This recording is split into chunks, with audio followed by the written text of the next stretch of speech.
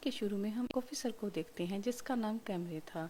ये हमारी फिल्म का हीरो है। इसका नाम कैमरे है। उसे छुट्टी मिली थी। सबसे पहले आकर वो अपनी वाइफ से मिलता है जो एक बार में काम करती थी। वो कैमरन को जैसे ही देखती है उसकी खुशी का कोई ठिकाना ही नहीं रहता। वो भी बहुत खुश था। दोनों एक दूसरे को गले से लगा लेते हैं। उसकी वाइफ उसे बताती है कि हम मॉम डैड बनने वाले हैं। दोनों इस बात से बहुत ज़्यादा खुश हो जाते हैं और डांस करने लगते हैं। तभी यहाँ एक गुंडा आकर इसकी वाइफ को परेशान करने लगता है। वो कैमरन को भी उल्टा सीधा बोल रहा था। ये सब देखकर कैमरन को बहुत गुस्सा आ गया। वो लड़ने ही वाला था कि उसकी वाइफ ने उसे चुप करा दिया और ये लोग फिर एक बार डांस करने लगते हैं। वो गुंडा और उसके साथी अभी गए नहीं थे बल्कि वो बाहर निकले हैं तो वो उनका इंतज़ार कर रहे थे।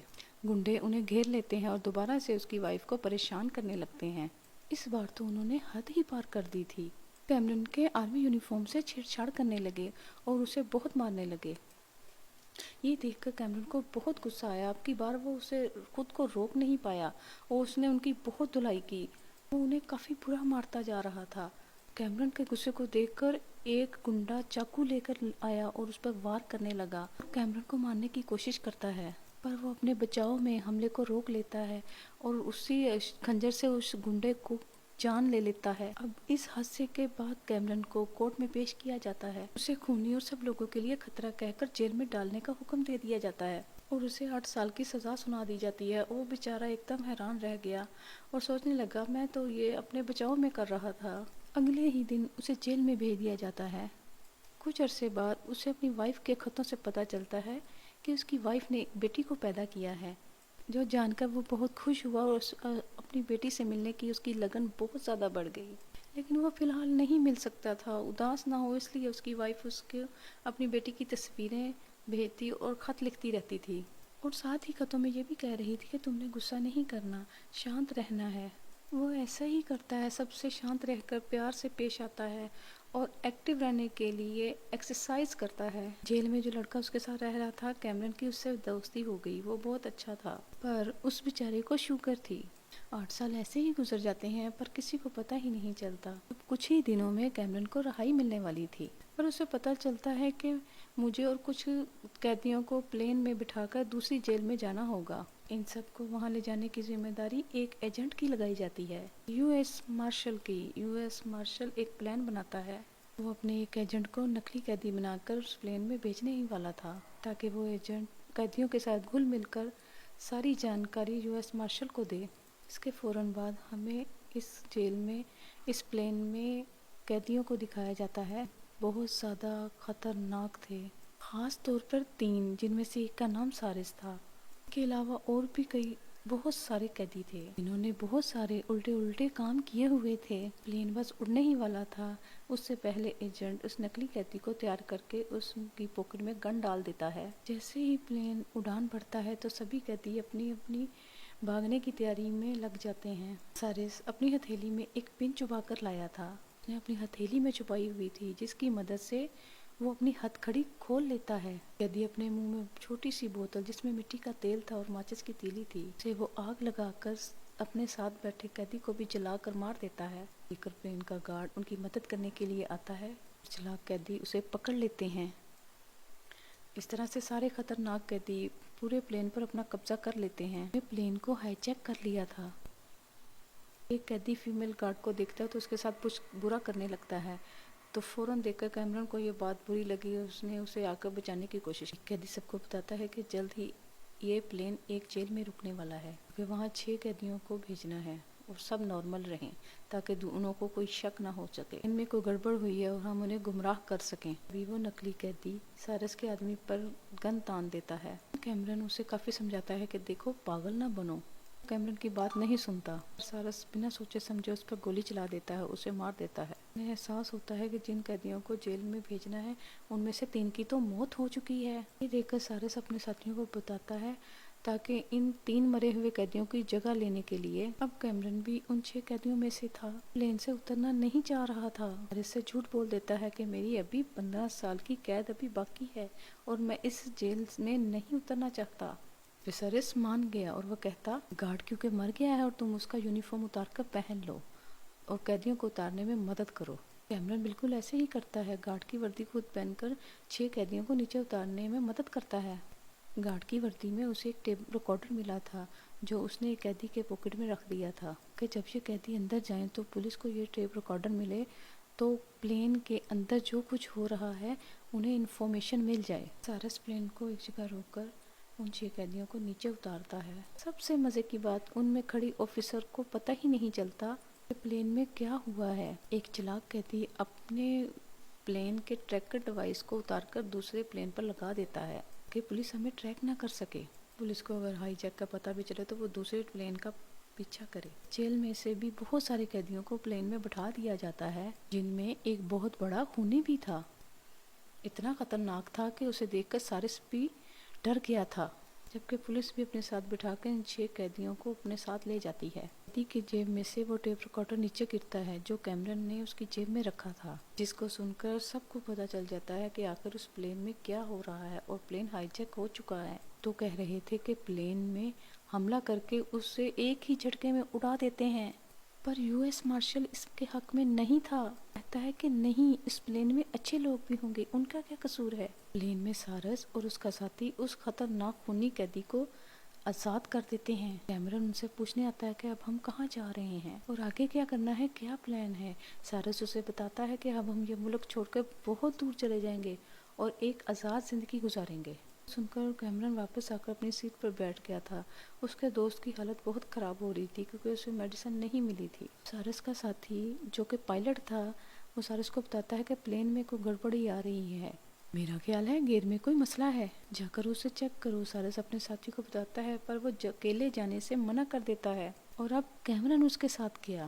وہاں جا کر انہیں پتہ چلتا ہے کہ گیئر پر ایک لاش پڑی ہے۔ سارس کا ساتھی اسے بتاتا ہے کہ اس لاش کو اٹھا کر فوراً نیچے پھینک دو۔ وہ مان گیا، پر پھینکنے سے پہلے اس نے لاش کی قمیص پر کچھ چیزیں لکھ دیں تاکہ پولیس کو پتہ چل جائے کہ پلین کہاں جا رہا ہے۔ وہ لاش آسمان سے اب سیدھا آ کر ایک گاڑی پہ گرتی ہے اور گاڑی پوری طرح ٹوٹ جاتی ہے۔ چور قیدی کو کیمرن پر شک ہونے لگتا ہے اور اسے وہ باتوں میں الجھا کر دھیان بھٹکا دیتا ہے۔ وہ نہیں چاہتا تھا کہ کسی کو بھی پتہ چلے کہ میں ایک آرمی رینجر ہوں، کیونکہ ایسا ہونے سے میرے اور میرے دوست کی جان کو خطرہ ہے۔ اس طرح یو ایس مارشل کو پتہ چلتا ہے کیمرن جو اسی پلین میں ہے وہ ایک آرمی آفیسر ہے، اس کی سزا ختم ہو گئی اور جلد وہ رہا ہونے والا ہے۔ اس کی وائف اور بیٹی اس کا لوٹنے کا انتظار کر رہے ہیں۔ پھر وہ جا کر اس کی وائف اور بیٹی کو ملتا ہے۔ اس کی وائف یو ایس مارشل کو بتاتی ہے کہ اس نے وہ خون جان بوجھ کر نہیں کیا تھا بلکہ اپنے بچاؤ میں کیا تھا۔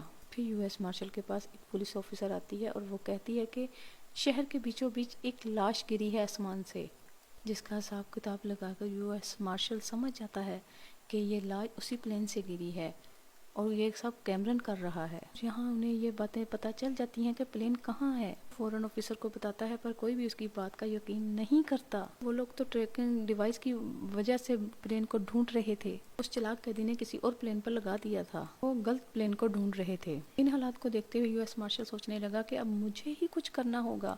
وہ اپنی گاڑی نکال کر چلا جاتا ہے۔ چور قیدی پلین میں سبھی قیدیوں کی لسٹ دیکھ رہا تھا۔ کیمرن کا نام دیکھ کر اسے پتہ چل گیا کہ کیمرن کون ہے، آرمی رینجر ہے، اس نے اپنا نام غلط بتایا ہے۔ وہ اسے چیک کر ہی رہا تھا کہ یہاں پر کیمرن آ گیا۔ وہ دیکھتا ہے کہ میری بیٹی کا کھلونا جو میں نے اسے گفٹ دینا ہے اس قیدی کے ہاتھ میں ہے اور اب اسے میری سچائی کا پتہ چل گیا ہے، جا کر وہ سارس کو بتا دے گا۔ تو کیمرن اسے روکنے کی کوشش کرتا ہے۔ اس کوشش میں ان کی ہاتھا پائی ہو جاتی ہے جس کی وجہ سے دونوں بری طرح لڑنے لگتے ہیں۔ موقع پا کر کیمرن ایک روڈ کو اس کے سینے میں گھسا کر مار دیتا ہے۔ ان سب کے دوران ان کا پلین ایک کافی بڑے میدان میں اتر جاتا ہے۔ یہاں پر ٹوٹا پھوٹا پلین کا ملبہ پڑا ہوا تھا۔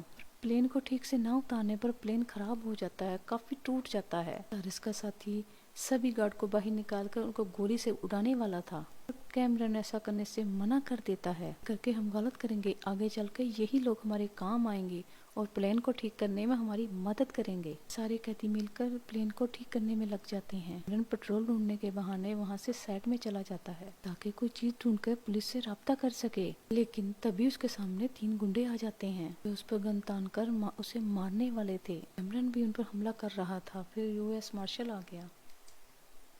یو ایس مارشل آ کر کیمرن کو بچا لیتا ہے۔ کیمرن اس پر ہی گن تان لیتا ہے کیونکہ اب اس کو کسی پر بھروسہ ہی نہیں رہا تھا۔ جب مارشل اسے یہ کہتا ہے کہ میں تمہاری بیوی اور بیٹی سے مل کے آیا ہوں۔ تو کیمرن شانت ہو جاتا ہے، کہتا ہے کہ میں جانتا ہوں تم یہاں کیوں آئے ہو، پر پلین میں بہت سارے لوگوں کی جان خطرے میں ہے، میں کچھ اچھے لوگ بھی ہیں جن کو بچانے کی ذمہ داری میری ہے۔ ایس مارشل آفیسر کو بتاتا ہے کہ جس ٹائم میں جہاں پر ہوں پلین کی لوکیشن وہی ہے، آپ لوگ بھی یہیں آؤ۔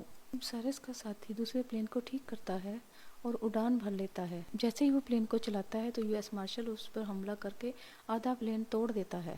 پلین کا بیلنس بگڑ گیا اور وہ سیدھا جا کر ایک پیٹرول پمپ پر ٹکرا جاتا ہے اور وہاں بہت بڑا حادثہ ہو جاتا ہے۔ وہاں پیٹرول ہی پیٹرول ہو گیا تھا اور یہ دیکھ کر سائرس کو بڑا غصہ آیا۔ اس نے آگ سلگتی ہوئی سگریٹ کو پیٹرول پر پھینک دیتا ہے، جس کی وجہ سے بہت زیادہ دھماکہ ہو جاتا ہے۔ پیٹرول پمپ سمیت ایک قیدی بھی مارا جاتا ہے۔ قیدی دیکھتا ہے کہ پولیس کی بہت ساری گاڑیاں اور آرمی ان کی طرف آ رہی ہیں، جنہیں دیکھ کے سائرس ان کو لڑنے کا کہتا ہے۔ ان کا ساتھی پولیس پر اندھا دھند گولیاں چلا کر انہیں مارنے لگتا ہے۔ بھی سارے قیدی پلین کو لے کر اڑ جاتے ہیں جسے انہوں نے ٹھیک کر لیا تھا۔ اسی دوران سائرس کو شک ہو گیا کہ ہمارے بیچ کوئی خبری ہے جو پولیس کو خبر دیتا ہے، تو وہ سب کو دھمکاتا ہے کہ جو بھی ہے وہ سامنے آ جائے ورنہ میں اس فیمیل گارڈ کا سر اڑا دوں گا۔ تو فیمیل گارڈ اور کیمرن کی جان بچانے کے لیے کیمرن کا دوست آگے آ کر کہتا ہے کہ میں ہی وہ خبری ہوں۔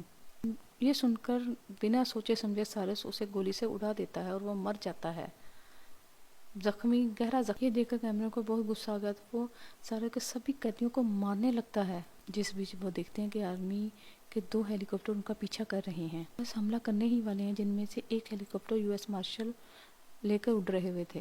کیمرن پائلٹ کے کیبن میں جا کر یو ایس مارشل سے بات کرتا ہے، میں دھیرے دھیرے کر کے سب چیزوں کو اپنے کنٹرول میں لے لوں گا، آپ حملہ نہیں کرو۔ پر وہ نہیں رکتے، حملہ کر دیتے ہیں، بار بار حملہ کرتے ہیں، جس کی وجہ سے یو ایس مارشل کو بتانا ہی پڑتا ہے کہ میرا ہی آدمی اس میں ہے جو میری مدد کر رہا ہے۔ یہ سن کر پولیس آفیسر گولیاں چلانی بند کر دیتے ہیں، لیکن بہت دیر ہو چکی ہے، پلین بہت بری طرح ٹوٹ چکا تھا، اس لیے ان لوگوں کو نہ چاہتے ہوئے پلین کو شہر کے بیچوں بیچ اتارنا پڑا۔ اس دوران سائرس ایک ٹرک لے کے وہاں سے بھاگنے کی کوشش کرتا ہے، پر یو ایس مارشل اور کیبرن نے اسے دیکھ لیا اور وہ اپنی اپنی بائک لے کے اس کا پیچھا کرنے لگے۔